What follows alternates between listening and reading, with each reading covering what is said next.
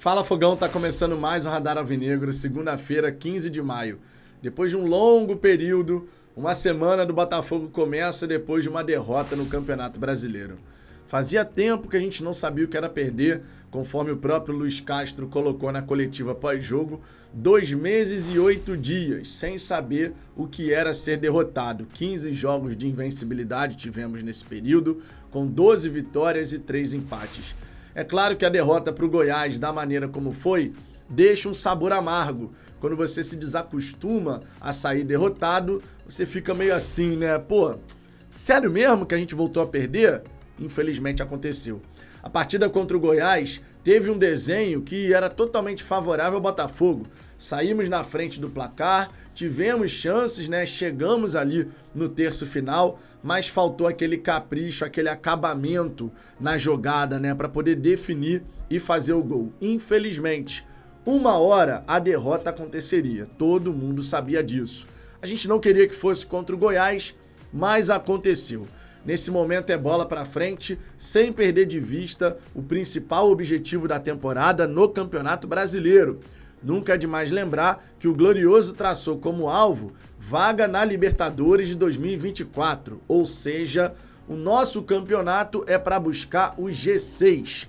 Não exatamente a liderança, onde a gente se encontra nesse momento e espera seguir, lógico, mas a gente tem que ser sincero e realista aqui. Temos que ter em mente que o alvo é a Libertadores. Qualquer coisa que exceda essa colocação de G6, que de repente gere uma conquista no Brasileirão, vai exceder e muito as expectativas.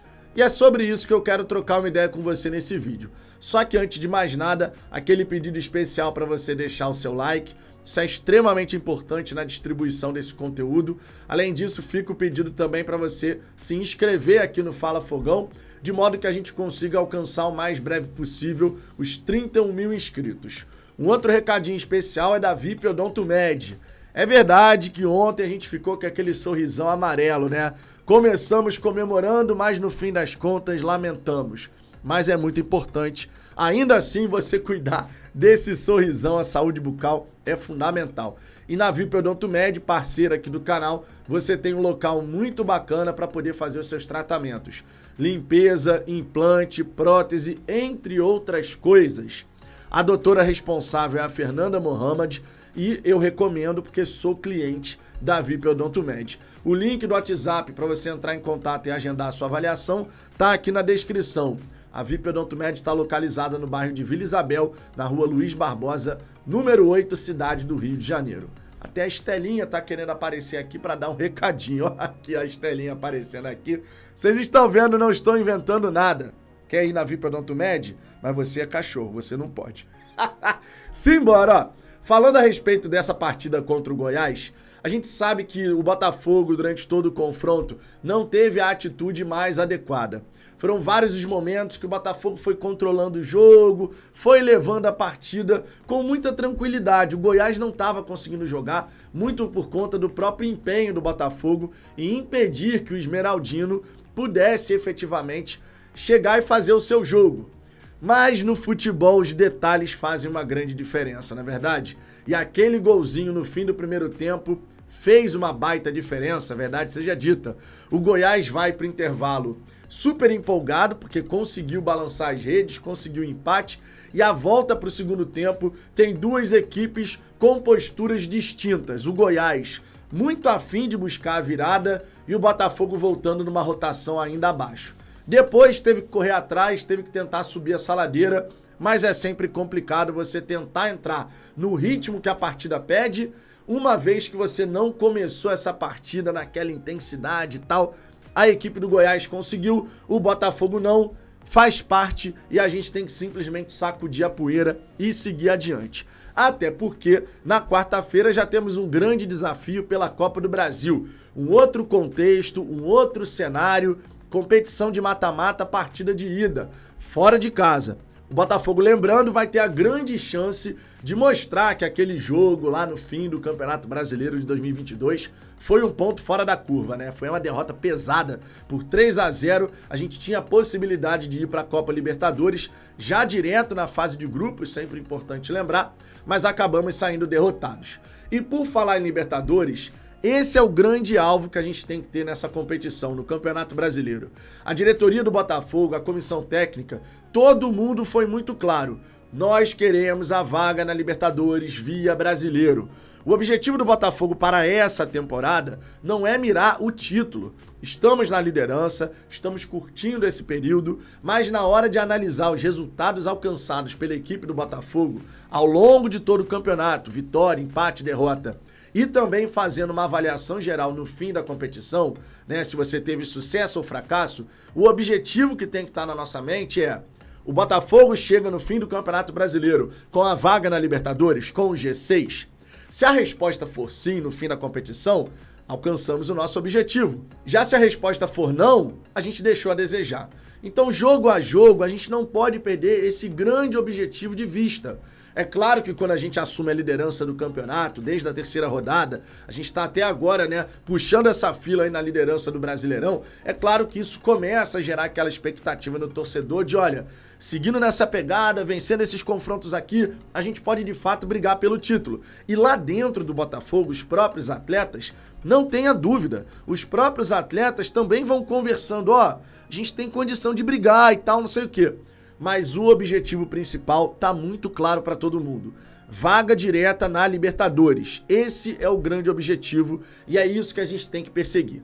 Se no fim do Campeonato Brasileiro nós alcançarmos algo que exceda essa expectativa inicial, maravilhoso.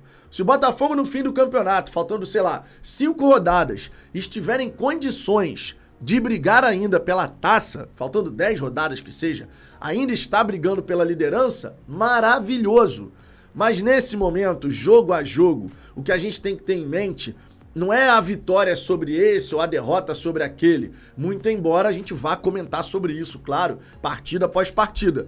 Mas, sinceramente, é a gente ter em mente o tanto de pontos que a gente está acumulando. Só para você ter uma noção de como o começo de Campeonato Brasileiro do Botafogo é muito positivo, comparando inclusive com o nosso próprio desempenho no ano passado, em 2022, nas 6 primeiras rodadas, o Botafogo somou 11 pontos, foram 3 vitórias, 2 empates e 1 derrota, a derrota na estreia. Depois dessas 6 partidas iniciais, o Botafogo teve aquele período de 4 derrotas consecutivas, o que a gente espera não aconteça, claro, nessa temporada. Nesse ano, o Botafogo tem 15 em 18 possíveis. Pensando no objetivo Libertadores, a gordurinha já está sendo acumulada. Até porque, para você ir para Libertadores, a gente está falando de você fazer aí uma média de 10 pontos a cada 15 disputados. O Botafogo fez 15 de 15 no primeiro ciclo. Estamos iniciando agora o segundo ciclo. Começamos com uma derrota, mas ainda temos 12 em disputa. E se a gente lembrar que a gente acumulou essa gordurinha de 5 pontos adicionais em relação ao objetivo Libertadores, nesse segundo ciclo, para poder continuar ali na média de pontos necessários, a gente precisaria fazer mais 5 pontos. É claro que o Botafogo vai buscar mais do que isso. Tem o clássico contra o Fluminense, tem a partida contra o América Mineiro, o Atlético Paranaense lá na Arena da Baixada e também o Fortaleza no estádio Newton Santos. São 3 jogos na nossa casa, inclusive, Fluminense, América e Fortaleza nesse período. Então o Botafogo tem totais condições de somar mais que 5 pontos nesse próximo ciclo.